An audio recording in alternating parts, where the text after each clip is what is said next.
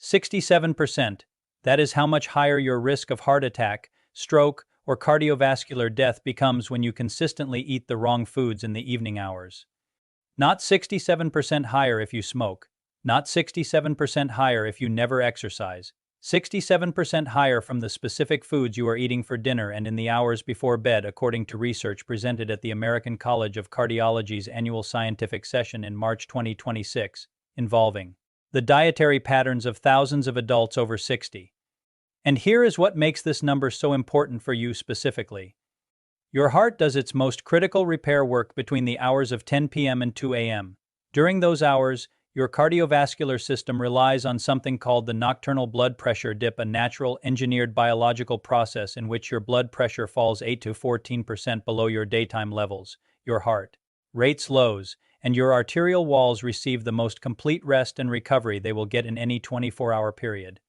5 specific categories of food, eaten after 6 in the evening, directly interfere with that process. They raise nighttime blood pressure. They force your heart to keep working through the hours when it is designed to recover. They trigger inflammation in your arterial walls during the exact window when those walls are supposed to be healing. And 90% of adults over 60 are eating at least one of them regularly, after 6 p.m., believing they are making a reasonable choice. I have spent more than 2 decades working with patients in the over 60 age range, and I want to be direct with you about something that routine medical appointments almost never have time to cover. What you eat before bed is not a minor lifestyle detail. It is a cardiovascular event that repeats itself every night. Before we go through all 5, I want to tell you that the 5th item on this list, the one that most people would consider the most innocent, is the one that the 2026 Harvard Nutrition data identifies as the most consistently overlooked driver of nighttime blood pressure elevation in adults over 65, so please stay with me through all 5. Let us begin. Food number 1. High-sodium processed meals and packaged foods eaten after 6 p.m. The American Heart Association's 2026 guidelines recommend no more than 1,500 milligrams of sodium per day for adults over 60 with hypertension. Yet the average commercial frozen meal, packaged soup, or restaurant consumed at dinner contains between 800 and 1,400 milligrams of sodium in a single serving in one meal. Here is the biology, and I want to explain it in a way that makes this genuinely stick. Think of your kidneys as a filtration plant that processes your blood continuously, removing excess sodium and fluid and excreting them through urine. During the daytime hours, when you are active and your blood pressure is naturally elevated by movement and metabolism, this plant runs efficiently. The sodium you consume gets processed and largely cleared within several hours. But after 6 p.m., your body begins preparing for sleep. Your circadian clock signals a reduction in kidney filtration activity. The rate at which your kidneys clear sodium slows deliberately, because your body is anticipating the lower metabolic demands of sleep. When you consume a high-sodium meal after 6 p.m., you are loading that filtration plant with its highest sodium intake of the day at precisely the moment when its clearance rate is beginning to drop. The result is predictable and documented. Sodium that would have been cleared during daytime hours accumulates in your bloodstream. Blood volume rises. Blood pressure rises with it. And it rises during the nocturnal hours when your cardiovascular system needs it to fall. Research from the European Journal of Preventive Cardiology tracked over 12,000 adults with hypertension across a 7-year period. The researchers found that adults who consumed their highest sodium intake in the evening hours showed significantly impaired nocturnal blood pressure dipping compared to those who distributed sodium evenly or concentrated it earlier in the day. Specifically, adults over 65 in the study who ate high-sodium evening meals were 2.3 times more likely to be classified as non-dippers, meaning their blood pressure failed to drop during sleep at all. Being a non-dipper, according to the same research, is associated with a 41% higher risk of cardiovascular events compared to adults who maintain normal nocturnal dipping patterns. I treated a patient named Helen, 71 years old, from Phoenix, Arizona. Helen was meticulous about her health. She exercised 3 mornings per week, took her blood pressure medication faithfully, and avoided salt at the table. What she did not realize was that the commercial soup and crackers she ate most evenings for convenience, comforting, familiar, seemingly simple, were delivering over 1,100 milligrams of sodium in a single sitting. Her 24-hour ambulatory blood pressure monitor told a story her daytime readings had been hiding. Her daytime blood pressure was well controlled at 126/78. Her nighttime readings between 11 p.m. and 3 a.m. averaged 143/87. She was a non-dipper. Her heart was working harder during the hours it needed most to rest. We replaced her evening soup with a homemade version using low-sodium broth, cutting her evening sodium intake from 1100 milligrams to under 300. Within 6 weeks, her nighttime blood pressure had normalized. Her cardiologist reduced her morning medication dose for the first time in 4 years. The synergy tip for food number 1. When you must eat processed or packaged food in the evening, pair it with a glass of water containing a squeeze of lemon juice.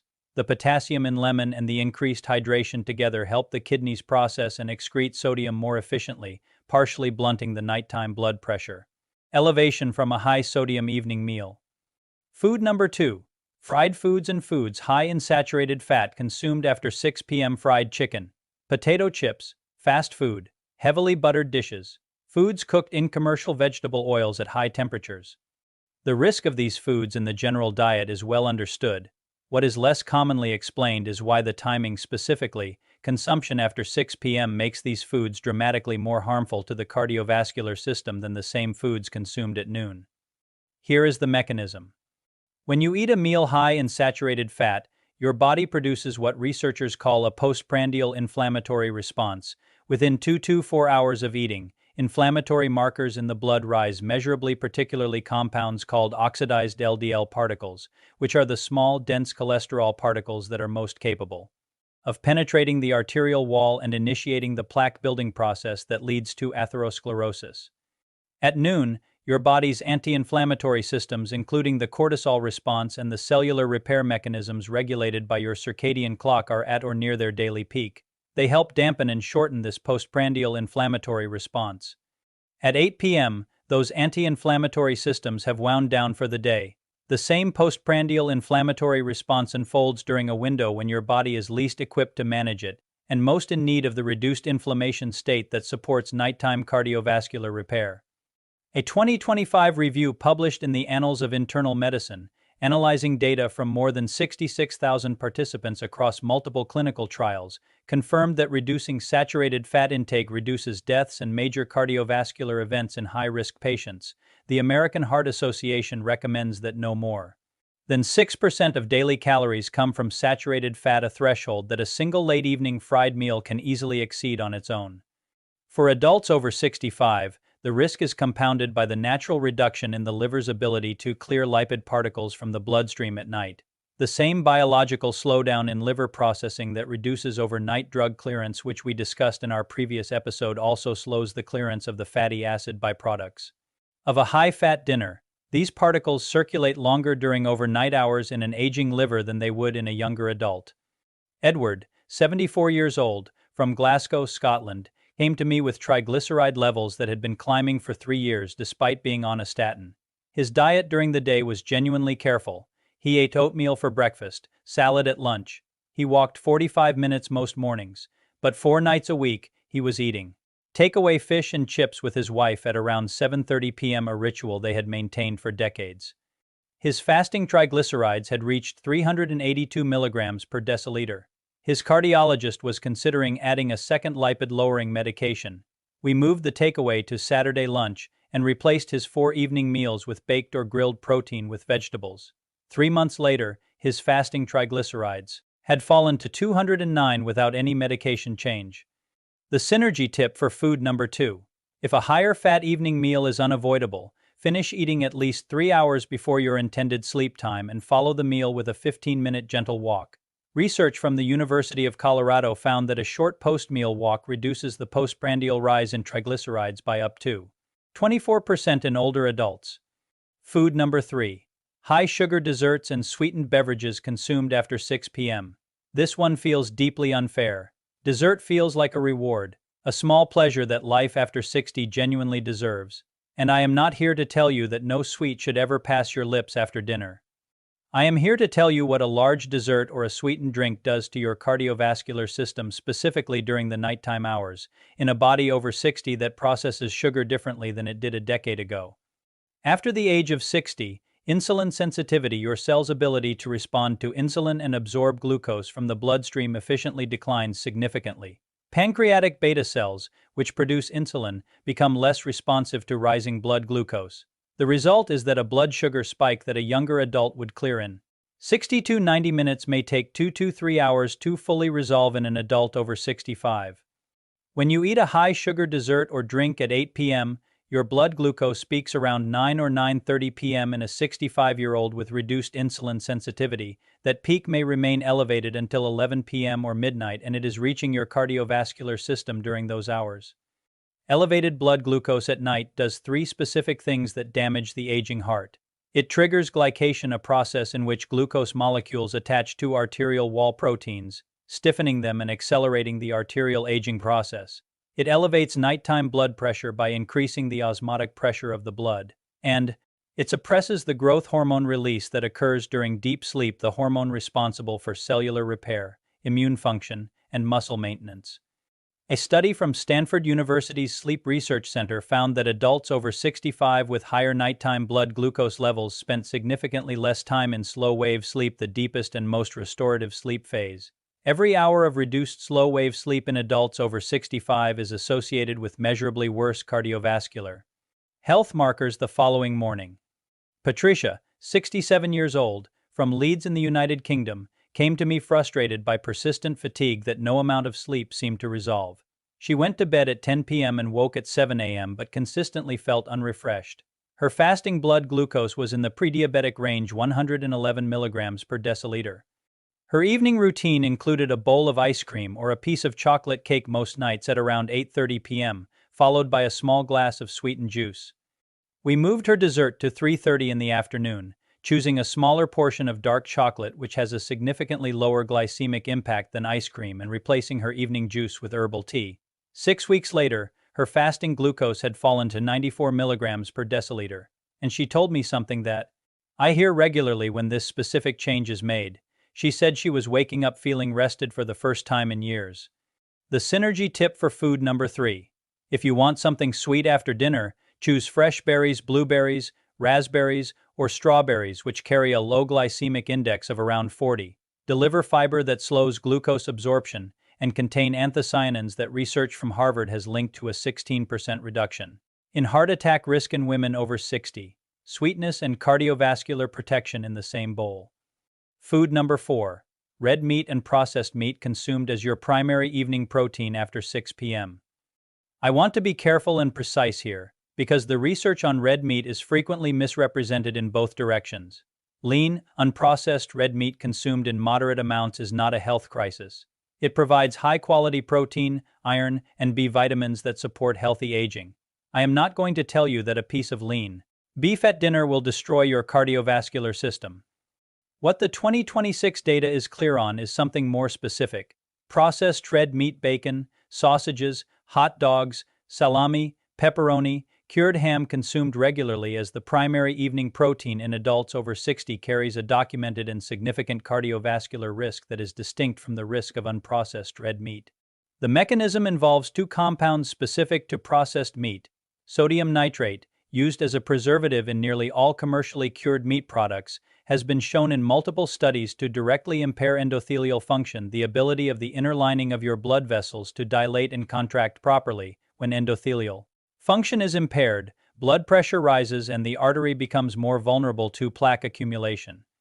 The second compound is trimethylamine N-oxide, or TMAO, metabolite produced when gut bacteria process the carnitine found in red meat. Research from the Cleveland Clinic has linked elevated TMAO levels directly to increased risk of heart attack, stroke, and cardiovascular death in older adults. Importantly, the gut bacteria that produced TMAO are more active in older adults than in younger ones, meaning the same amount of processed red meat produces higher TMAO levels in a 65-year-old than in a 35-year-old. A Harvard analysis tracking over 120,000 adults found that replacing one daily serving of processed red meat with an alternative protein source, fish, legumes, or poultry, was associated with a 7 to 19% reduction in cardiovascular mortality risk. George, 73 years old, from Boston, Massachusetts, had eaten 2 to 3 sausages with his evening meal 3 or 4 times per week for most of his adult life. It was how he had grown up, and it felt completely normal to him. His cardiologist had noted his elevated TAMA levels during a specialized cardiovascular panel. Still a relatively new test, but increasingly available, and referred him for dietary consultation. We did not eliminate his evening protein. We replaced sausages with grilled salmon on those same evenings, and replaced his remaining processed meat nights with roasted chicken. 6 months later, his TAMA levels had fallen by over 40%. His LDL had dropped 11 milligrams per deciliter without any medication change. The synergy tip for food number 4. When you do eat red meat in the evening, pair it with a large serving of cruciferous vegetables, broccoli, Brussels sprouts, or cabbage.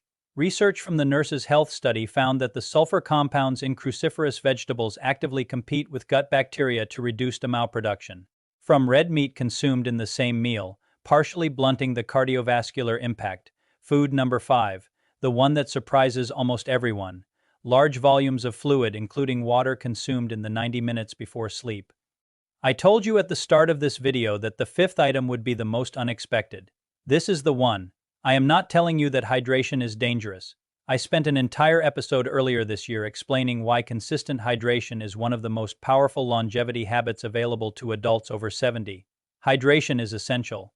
The research on this is undeniable. What the 2026 clinical data identifies as a genuine problem is the specific timing and volume of fluid consumption very close to sleep and the cascade of effects it produces in the aging cardiovascular system overnight. Here is what happens. When you drink large amounts of fluid in the 60 to 90 minutes before bed, your kidneys must process that fluid overnight. In an adult over 60 whose kidney filtration has slowed by 20 to 30% from its peak, that processing generates 1, sometimes 2, nighttime bathroom visits. And those bathroom visits trigger the specific cardiovascular event that the 2026 CDC fall data identifies as a leading cause of nighttime cardiac stress in older adults. When you stand up from a lying position at 2 a.m., your bare resters, the blood pressure sensors in your carotid arteries and aorta, must rapidly trigger constriction of blood vessels in your legs and redistribution of blood upward to maintain pressure to your brain and heart. This reflex response takes between 15 and 45 seconds in a healthy young adult. In an adult over 60, especially one whose blood pressure is already being managed by medication, that orthostatic response is slower and less complete. Blood pressure temporarily drops when you stand. In some cases, it drops enough to cause brief dizziness, disorientation, or loss of balance, and in the cardiovascular system itself. That drop, followed by the reactive rise as the bare resters finally trigger their response, creates a blood pressure oscillation that places measurable stress on arterial walls, cardiac tissue, and the delicate vasculature of the brain. Multiply that event by 365 nights per year, and the cumulative cardiovascular load is significant. Margaret, 81 years old, from Edinburgh, Scotland, was compliant with everything her physician recommended.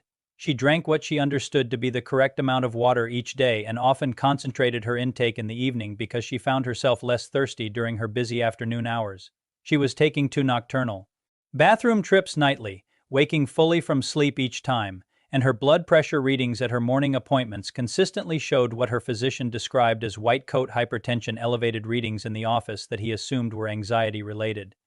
When we reviewed her fluid timing, the pattern was clear. 2 large glasses of water between 9 and 10 p.m., 2 bathroom trips at 1 a.m. and 4 a.m., and morning blood pressure readings that reflected the cardiovascular oscillation of those overnight disturbances rather than true daytime baseline. We shifted her fluid intake to a front-loaded pattern, the majority consumed by 3 p.m., a moderate glass with dinner, and nothing beyond a few small sips after 7 p.m. Her nighttime wakenings dropped from 220 on most nights. Her morning blood pressure readings fell by an average of 9 millimeters of mercury over the following 2 months. The synergy tip for food number 5: adopt what research from the National Institute on Aging calls a hydration front-loading strategy. Aim to consume 60 to 70% of your daily fluid intake between waking and 2 p.m. The remaining 30 to 40% can be distributed through the afternoon and with dinner. This ensures you remain fully hydrated through the day while giving your kidneys the overnight rest period that supports their long-term health and reduces the nighttime cardiovascular disruption of repeated bathroom visits. Let me close with something I want you to carry forward from this conversation. The cardiovascular research of 2026 has made something clearer than it has ever been before. Your heart's health is not determined solely by what you eat. It is determined by when you eat it, in a body whose biological rhythms, whose nocturnal dip, whose kidney clearance rate, whose insulin response, whose inflammatory management are operating on a clock that shifts with age. The 5 categories we have discussed today are not exotic or unusual. High-sodium packaged meals, fried and fatty foods, high-sugar desserts, processed red meat, large fluid volumes close to sleep. These are the foods and habits that fill the evenings of millions of adults over 60 in the United States and United Kingdom. They are the foods around which dinner tables are set and evenings are organized. Understanding what they are doing to your cardiovascular system during the hours when your heart is most in need of rest is not about eliminating the pleasure of an evening meal. It is about making the specific adjustments: lower sodium at dinner, finishing your fried food 3 hours before bed, moving dessert to the afternoon, choosing fish over sausages, front-loading your hydration that allow your heart to do, every single night, what it was designed to do: rest, repair, recover. Picture the next year. Mornings that begin with energy rather than the residual drag of a cardiovascular system that was working all night when it needed to rest. Blood pressure readings that reflect a heart that is actually recovering overnight. Sleep that is genuinely restorative because the biological processes that restore you are not being interrupted. The foods on this list will still be available to you. The choices are yours to make. What changes is the information you bring to those choices. Your heart has been working for you without interruption for every hour of every day of your entire life.